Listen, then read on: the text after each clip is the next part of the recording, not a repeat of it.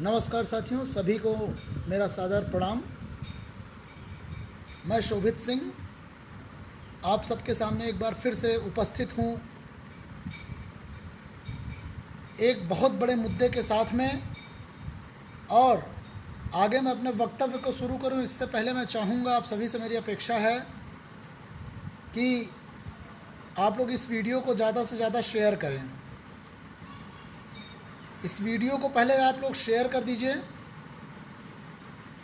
सभी ग्रुप में, जितने भी आपके दोस्त मित्र हों सभी जगह। आलोक भाई, इस वीडियो को आप शेयर कर दीजिए। उसके बाद मैं अपनी बात को रखना शुरू करूंगा और पूरी क्रोनोलॉजी जो सरकार की चल रही है इस देश में, उससे आप सभी को अवगत कराऊंगा। ज़्यादा से ज़्यादा पहले वीडियो आप लोग शेयर कर दीजिए। जितने भी आपके पास ग्रुप है, जितने भी आपके पास फ्रेंड लिस्ट है, अपनी न्यूज़ फीड पे सभी जगह इस वीडियो को शेयर करें और हम अपनी बातों को सब तक पहुंचाने की कोशिश करेंगे, क्योंकि जब तक सब तक बात नहीं पहुंचेगी तब तक हम अपने हक की लड़ाई, अपने अधिकार की लड़ाई, अपने रोजगार की लड़ाई बिल्कुल भी नहीं लड़ पाएंगे। इसके लिए एक क्रियान्वयन का होना बहुत ही ज़रूरी होगा।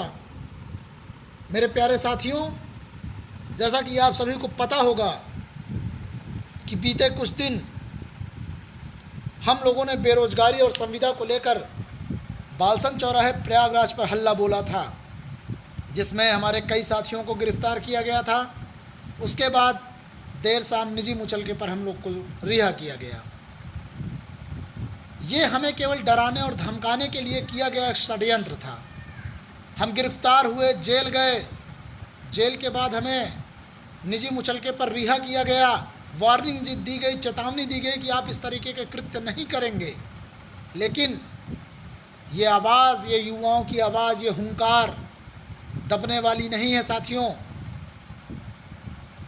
अगर हमारा कारवां चला है तो बहुत दूर तक जाएगा और इसके लिए ज़रूरी है आपका साथ। जैसा कि साथियों मैं आपको अवगत कराना चाहता हूं कि सरकार बेहद ही निकृष्ट और निकम्मी हो चुकी है। इनकी नीतियां, इनके अधिकारी, ऊपर बैठे इनके चाटुकार, इनके दल्ला पत्रकार, सारे के सारे बिल्कुल भी रोजगार पे, देश की कठिन समस्याओं पे इस पर ध्यान नहीं दे रहे हैं। सभी लगे हुए हैं दलाली करने में, सभी लगे हुए हैं चापलूसी करने में। कंगना का मुद्दा उठा लेंगे, कंगना का मुद्दा ख़त्म होगा तो रिया चक्रवर्ती को उठा लेंगे। रिया कितने बजे सोई, कितने बजे उठी, कितने बजे जागी, कहाँ लेटी, कैसे करवट बदली। रजत शर्मा जैसे दल्ले पत्रकार जिनके ऊपर भरोसा था, वो भी लोग इस तरीके के कृत्य कर रहे हैं साथियों। मैं आपको बताना चाहूँगा कि कल दिनांक 17 सितंबर स्थान बालसन चौराहा प्रयागराज पर एक बहुत बड़े महाकुंभ का आयोजन किया गया है। साथियों, इसको महाकुंभ कहना ही उचित होगा, क्योंकि रोजगार की लड़ाई के लिए हम सबको एक होना होगा, हम सबको एक मंच पर आना होगा। आप लोग इस वीडियो को पहले शेयर कर दीजिए भैया। जितने भी लोग जुड़े हैं इस वीडियो को आप लोग शेयर कर दीजिए, हर ग्रुप में इसको शेयर करिए। ज़्यादा से ज़्यादा लोग तक अपनी बातों को हमें पहुंचाना है और ज़्यादा से ज़्यादा लोगों को इकट्ठा करना है। इसलिए आप लोग इस वीडियो को ज़्यादा से ज़्यादा शेयर करें और इस मुहिम में हमारा साथ दें। सभी जगह इस वीडियो को शेयर करते रहिए साथियों। जैसा कि मैं बता रहा था कि रोज़गार हमारा प्रमुख मुद्दा है और इस रोज़गार के लिए हम दूर दूर से आके किराए पे कमरे लेकर रहते हैं, पढ़ते हैं, तैयारी करते हैं। तो आप क्या हमें ये बताइए कि अब हम दूर दराज के इलाकों से चलकर इलाहाबाद में आएंगे और तैयारी करेंगे संविदा की नौकरी की? नहीं साथियों, हम अगर अभी नहीं जागे तो ये सरकार हमें हमेशा के लिए सुला देगी। हमको जागना होगा, हमको उठना होगा, हमको लड़ना होगा, हमको बोलना होगा, क्योंकि जब तक आवाज़ गूंजेगी नहीं तब तक उनके कानों में जूं नहीं रेंगेगी। अगर भगत सिंह, राजगुरु सुखदेव ने असेंबली में बम ना फेंका होता तो आज़ादी की लड़ाई कहीं और करवट ले लेती। उसके लिए युवाओं को आगे आना पड़ा। उन्होंने अंधी बहरी गूंगी सरकार के खिलाफ बम फेंका, आवाज़ गूंजी, लोग जागरूक हुए। नहीं, लड़ना होगा, लड़ना होगा, पढ़ना होगा, तब जाकर तुमको पढ़ना होगा। नहीं तो केवल पढ़ोगे और पढ़ते ही रहोगे, बिना लड़े आपको आपका अधिकार नहीं मिलेगा साथियों। इसलिए मैं आप सभी से गुजारिश करता हूं कि सरकार की गंदी क्रोनोलॉजी में मत उलझिए। सरकार आपको उलझाए रहेगी, ऐसी ऐसी क्रोनोलॉजी बताएगी कि आप उसी में उलझे रहेंगे। सभी लोग वीडियो को शेयर करते रहें। इनका आरएसएस की पूरी नीति आप देखिए। लंगड़े, लूले, बहरे को अगर आप लंगड़ा, लूला, बहरा बोल देंगे तो उसे बुरा लगेगा। इन्होंने नया नाम दे दिया, दिव्यांग। आप दिव्यांग करिए। अरे दिव्यांग कहने से लूला चलने लगेगा, अंधा देखने लगेगा? नहीं देखेगा। उसी तरीके इन्होंने बेरोजगारों को नया नाम दिया, आत्मनिर्भर। आत्मनिर्भर कितना प्राउड फील होता है। आई एम सेल्फ डिपेंडेंट, मैं आत्मनिर्भर हूँ। वाह, क्रोनोलॉजी देखिए इनकी। मैं आत्मनिर्भर हूँ, अब मैं बेरोजगार हूँ। दोनों शब्द आप अपने मुंह से कहिए, आपको इतना अंतर समझ में आएगा कि आप भांप नहीं पाएंगे कि सरकार ने हमको किस तरीके से उलझाया है। इसलिए साथियों, मैं आपसे गुजारिश करता हूँ, मैं आपसे आह्वान करता हूँ कि कल दिनांक 17 सितंबर 2020 बालसन चौराहा प्रयागराज में आप सभी साथियों की उपस्थिति 11 बजे तक अनिवार्य है। कल पितृ विसर्जन है और हमें इस अंधी गूंगी बहरी सरकार का पितृ विसर्जन करना है साथियों। कल संगम की धरती पर दूर दूर से चलकर लोग अपने पितरों का श्राद्ध करने आएंगे और हमें इस सरकार का श्राद्ध करना पड़ेगा। हमें बताना पड़ेगा, हमें लड़ना पड़ेगा, हमें कहना पड़ेगा कि अब बस। हमको अच्छे से याद है कि यही मोदी जी एक चुनावी रैली के दौरान उन्होंने घोषणा की थी कि अगर आपको मेरा काम पसंद ना आए तो लात मार के भगा देना। यही वक्तव्य था उनका। मेरे प्यारे साथियों, अब वो समय आ चुका है, अब वो समय आ चुका है कि अब आपको लात मार कर नहीं, हम श्राद्ध करके विदा करेंगे। आपको जाना होगा, आपको छोड़ना होगा, आपको गद्दी छोड़नी होगी। आपका ये जो साइमन कमीशन है, आपका ये जो रॉलेट एक्ट है, आप तरह तरह के शिगुफा छोड़ते रहते हैं। जिस गुलामी की जंजीर से हम आज़ाद हुए, उस गुलामी में आप फिर हमें ढकेल रहे हैं। हम इससे आज़ाद होना चाहते हैं योगी जी, मोदी जी। हम आपके गुलाम नहीं हैं। ये लोकतंत्र है, it is democracy and we are the people, not you. You are only a person, you are a leader. We make you and I have right to destroy you. अगर हमने आपको बनाया है तो हम आपको नष्ट भी करेंगे, ये अधिकार है। ये साइंस भी कहता है कि जिस चीज़ की उत्पत्ति हुई है उस चीज़ का अंत भी होगा। और अगर हम क्रिएटर हैं तो हम आपके डिस्ट्रॉयर भी बनेंगे, क्योंकि ये जनता की नीति है, ये लोक नीति है, ये राजनीति नहीं है। युवाओं का भविष्य राजनीति में मत जकड़िए योगी जी, मोदी जी। युवाओं के साथ खड़े होइए, युवाओं के साथ लड़िए, युवाओं के हित की लड़ाई लड़िए, ना कि उनके अनहित की लड़ाई लड़िए।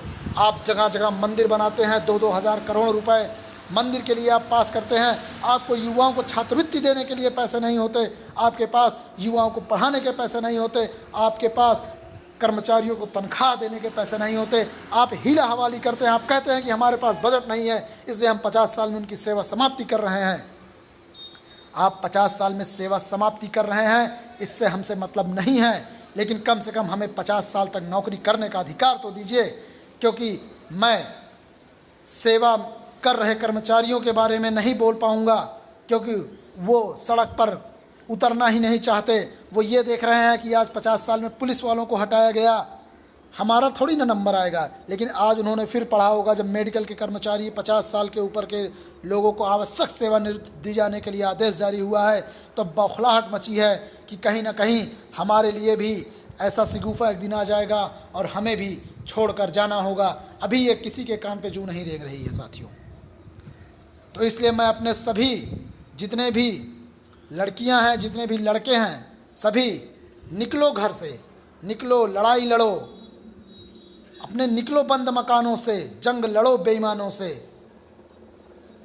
और लड़ो पढ़ाई करने को, पढ़ो समाज बदलने को।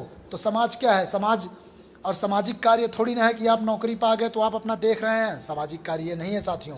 सामाजिक कार्य ये है कि आप अपने साथ साथ अपने समाज का, अपने देश का, अपने राष्ट्र का, आप सबका भला करें।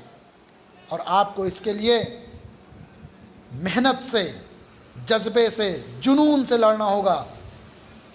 हम लोग भी बैठ सकते हैं, हमारा लोग का खुद का सेल्फ बिजनेस है, हम लोग आत्मनिर्भर हैं, पर नहीं लड़ रहे हैं। सरकारी नौकरी चाहिए क्योंकि उसमें एक रुतबा होता है, एक सम्मान होता है, आत्मसम्मान की कहीं ना कहीं एक खुशबू आती है। उस खुशबू को महसूस करना चाहता हूँ, जीना चाहता हूँ। संविदा की गाली नहीं सुनना चाहता, क्योंकि मैं चाटुकार नहीं हूँ। मैं किसी के तलवे नहीं चाट सकता, मैं किसी की गुलामी नहीं कर सकता, मैं आपके जूते नहीं बांध सकता कि मैं आपके जूते बांधूँ, आपकी गुलामी करूँ, तब आप मेरा मूल्यांकन करके 60% देंगे तो मैं जाके नियमित होऊंगा। मैं पढ़ूंगा, अपने अधिकार के लिए पढ़ूंगा, लड़ूंगा, अपने अधिकार के लिए लड़ूंगा। और इसके लिए सबको जागना होगा। मुझे वक्तव्य याद है राम मनोहर लोहिया जी का, जिन्होंने कहा था कि जब सड़कें सुनसान हो जाती है तो संसद आवारा हो जाती है। तो सड़कों को सुनसान नहीं होने देना है, संसद को आवारा नहीं होने देना है। सड़कों पर निकलेंगे, गरजेंगे, बोलेंगे, लड़ेंगे और जीतेंगे। अब्दुल कलाम जी ने कहा था, जयप्रकाश जी ने कहा था कि जनता के पास राइट टू रिकॉल होना चाहिए। अगर किसी भी नेता, विधायक, सांसद का काम अगर आपको पसंद नहीं आ रहा है तो आप उसे फिर से वापस बुला सकते हैं। आप पहले इस बिल को लाइए, लोकसभा में पास करिए, राज्यसभा में लाइए, उसके बाद हम भी तैयार हैं अपनी नौकरी से समझौता करने के लिए। हम भी तैयार हैं आपको अधिकार देने के लिए, राइट टू रिकॉल का। आपके पास सांसद, विधायक, मंत्री 70, 75 से 80 साल के होते हैं, संसद में बैठ के मुंह बा के सोते हैं। उनकी कार्य क्षमता, उनकी कार्य दक्षता को आप कैसे मूल्यांकित करेंगे? उनका अधिकार हमें दीजिए, हमें अधिकार दीजिए, हम भी उनकी मूल्यांकन करेंगे, हम भी उनकी कार्य दक्षता, कौशल को देखेंगे, उसके बाद हम अपना अधिकार आपको सौंपेंगे। हम आपके गुलाम नहीं हैं, हम लड़ना जानते हैं और लड़ के अपना हक छीनना जानते हैं।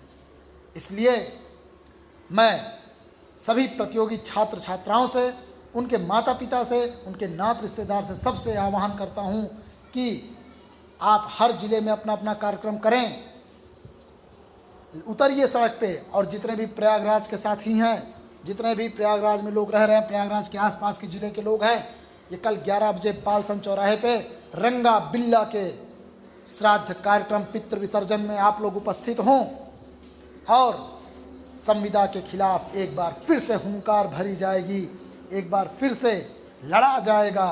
देखा जाएगा कि तुम्हारे इन बंद मुट्ठियों में, तुम्हारे चमकते टकले में कितना जोर है, कितना सरसों का तेल पिया है। हम भी आखिर अपनी पीठ पर सरसों का तेल मल कर आएंगे, तुम्हारी लाठियां खाने को तैयार हैं हम, क्योंकि युवा हैं हम, लड़ के लेंगे। तुम्हें जिताया है योगी जी, मोदी जी, तो हमें हराना भी आता है। आप आते हैं, भाषण देते हैं, भाइयों बहनों होना चाहिए कि नहीं होना चाहिए, तो बिल्कुल रोजगार भी होना चाहिए और लड़ाई भी होनी चाहिए। मोदी जी, इस चीज़ को आप ध्यान दीजिए, क्योंकि आप सोशल मीडिया से जीते हैं तो सोशल मीडिया ही आपको हराएगी भी। तूफान सिंह यादव भाई, आपका संघर्ष काबिल तारीफ है। उम्मीद है आपसे आप आएंगे और अपने साथ और कई लोगों को भी ले आएंगे, और आपका संघर्ष का आकांक्षी रहूँगा मैं। बहुत सारे संघर्ष में आपने साथ दिया है, कल आपके साथ की फिर से अपेक्षा रहेगी। और मैं अपने सभी जो सेवा कर रहे साथी, सरकारी नौकरियों में जो सेवा कर रहे हैं, मैं उनसे भी आह्वान करता हूं, अगर आपकी उम्र 35 साल हो गई है तो 15 साल आपकी ज़िंदगी की और है। शादी ब्याह कर लीजिए, संविदा पे 5 साल के लिए शादी करिएगा, फिर बीवी से कॉन्ट्रैक्ट करिएगा कि 5 साल संविदा पे बच्चे पैदा करेंगे। उसके बाद अगर परमानेंट होता है तो नियमित, तब देखा जाएगा। बिल्कुल, अगर आप संविदा ला रहे हैं तो हम आपको विदा करेंगे। हमारे अंदर वो जज्बा है, आखिर हमने भी माँ का दूध पिया है, हमारे अंदर भी खून है। आपके अंदर अपने परिवारजन को लेकर सम्मान नहीं होगा, लेकिन हमारे अंदर अपने परिवारजनों को लेकर सम्मान है। हमें अपने परिवार की लड़ाई लड़नी है, हमें अपने परिवार पालना है। हमें भाजपा के कार्यालय नहीं बनवाने हैं, हमें झूठे वादे नहीं करने हैं। शायद ही मुझसे बड़ा बीजेपी का भक्त कोई रहा होगा, लेकिन मैं अंध भक्त नहीं हूँ। मैं भी बीजेपी को बहुत सपोर्ट करता था और हमेशा मोदी योगी के लिए लड़ जाता था। कई साथी मेरे गवाह हैं। क्यों? तब आपकी नीतियां मुझे पसंद थी, लेकिन मैं ये नहीं जानता था कि आप झूठे वादे करेंगे। आप झूठे हैं, मक्कार हैं, धिक्कार है। आप पर शर्म आती है मुझे कि मैं आप जैसे लोगों के सपोर्ट के लिए लड़ता था। और मैं अन्य राजनीतिक पार्टियों को भी ये चेतावनी देना चाहता हूँ अपने वीडियो के माध्यम से। आप लोग पहले प्लीज़ वीडियो शेयर कर दीजिए। मैं अन्य सभी पार्टियों के चेतावनी देना चाहता हूं कि ये इस समय आपकी राजनीति रोटी सेकने का समय नहीं है। अखिलेश जी, मायावती जी, राहुल गांधी जी, कि आप इंतज़ार कर रहे हैं कि संविदा लागू हो तब हम आएंगे, चुनावी वादा करेंगे कि हम सरकार में आएंगे तो संविदा हटा देंगे। नहीं, आपको सांसद बनाया गया है, आपको अधिकार दिया गया है, आपके लिए लोकसभा है, राज्यसभा है। आप आवाज़ उठाइए, विरोध करिए, विपक्ष में हैं आप, बोलिए, लड़िए, इसको लागू मत होने दीजिए, तब युवा आपका साथ देगा। लेकिन अगर आप ये सोचते हैं कि हम सरकार को संविदा लागू करने दें, फिर हम एक चुनावी परपंच करेंगे, हम बोलेंगे कि हम आएंगे संविदा ख़त्म कर देंगे, आप हमें वोट दीजिए, तो ये आप भूल जाइए। बेरोजगार जाग चुका है। अगर बेरोजगार इतना कुछ कर सकता है तो बेरोजगार एक राष्ट्रीय बेरोजगार पार्टी भी बना सकता है। अमरेंद्र भैया जी, आप वीडियो को शेयर कर दीजिए सभी ग्रुपों में, जितने भी ग्रुप आपके पास हैं। अमरेंद्र भैया आप सब शेयर कर दीजिए। और अमरेंद्र जी, अनिल सिंह जी, इन सब का योगदान बहुत ही सराहनीय रहा है। बहुत ही संघर्ष किया है भाई लोगों ने हमेशा, चाहे वो शिक्षक भर्ती रही हो, चाहे वो शिक्षक भर्ती घोटालों को उजागर करने की आवाज़ रही हो, चाहे 69,000 में अनियमित सूची आने की बात रही हो, सब चीज़ के लिए अमरेंद्र जी का बाहुबल हमेशा हमारे साथ था।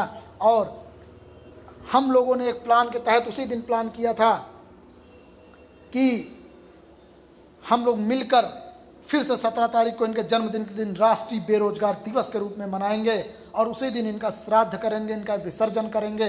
अब वो समय आ गया है। आप लोग अपने घर से अगरबत्ती, हंडिया, फूल, माला इत्यादि लेकर आएंगे, तर्पण करेंगे। योगी मोदी का तर्पण करना है हमको, और हमें इसको किसी भी राजनीतिक मंच की हमें ज़रूरत नहीं है।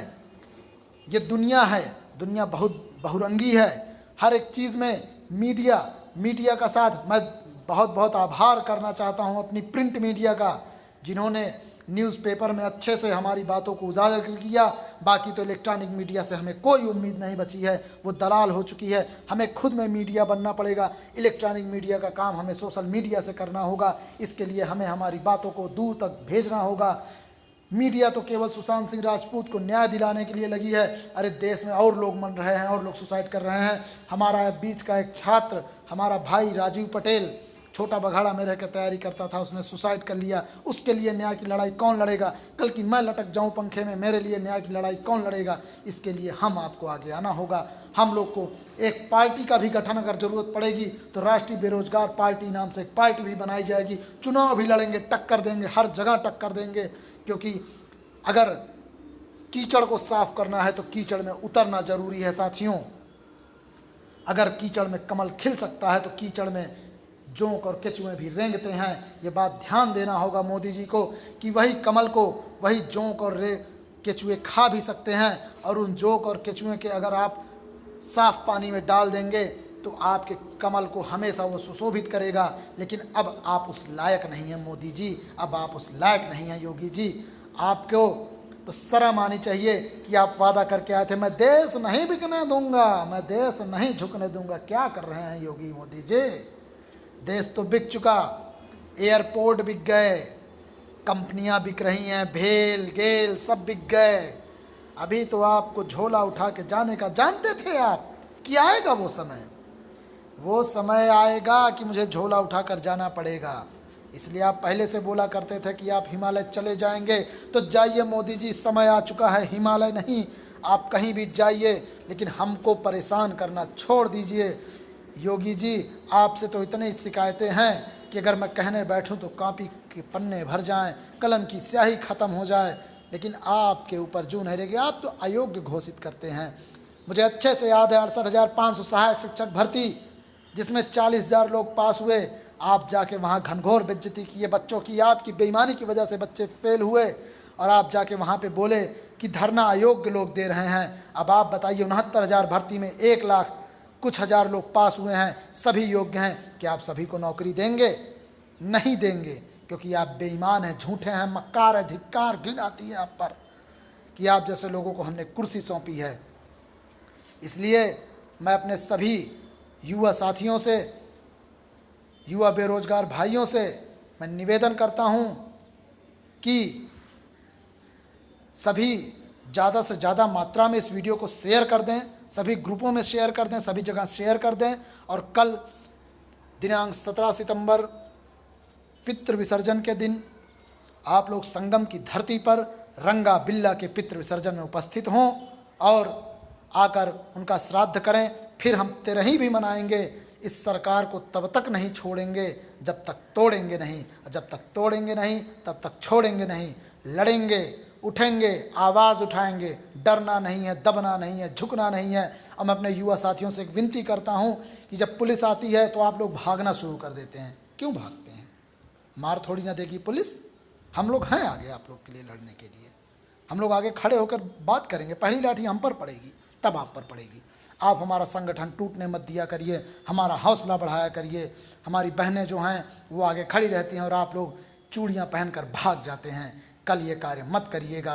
आप आइएगा तो साहस और हिम्मत के साथ आइएगा। इसी उम्मीद और अपेक्षा के साथ मैं आप सबसे एक बार फिर से आवेदन करता हूँ कि कल बालसन चौराहे पर आप लोग उपस्थित होइए और इस सरकार अंधी गूंगी बहरी के जो सरकार है इसके खिलाफ आवाज़ उठाइए, बोलिए, लड़िए, जो करता हो कर बने करिए, लेकिन संविदा के खिलाफ बिल्कुल भी जागृत हो जाइए। हम संविदा पे नौकरी नहीं करेंगे। संविदा हमारा अधिकार नहीं है, सरकारी नौकरी हमारा अधिकार है। हम इलाहाबाद में 4,000 का कमरा देके, 4,000 का खर्चा देके, 2,000 की इधर उधर के खर्चे लेकर 10,000 खर्च करके मैं 10,000 महीने की नौकरी तो करने इलाहाबाद तैयारी करने नहीं आऊँगा साथियों।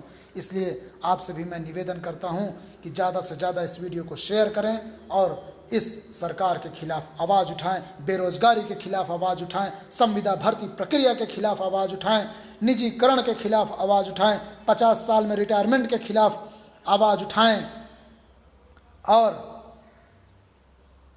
इन सब के खिलाफ आवाज़ उठाते समय अगर आपको अपनी जान भी देनी पड़े तो आप दे दीजिए, क्योंकि जब तक मरेंगे नहीं ये सरकार आपको कहीं का नहीं छोड़ेगी। इसके लिए किसी ना किसी को तो अपनी जान देनी होगी, चाहे वो मेरी ही क्यों ना हो, चाहे वो अमरेंद्र बाहुबली की ही क्यों ना हो, चाहे वो अनिल सिंह युवा मंच की ही क्यों ना हो, लेकिन बलिदान जरूरी है। इसलिए आप सभी साथी, मैं आप सबसे निवेदन करता हूं कि कल बालसन चौराहे पर आप एकत्रित हों और इस सरकार के खिलाफ आवाज़ उठाएं और इस वीडियो को अधिक से अधिक सभी चैनलों पर शेयर कर दें। बहुत बहुत धन्यवाद, आभार।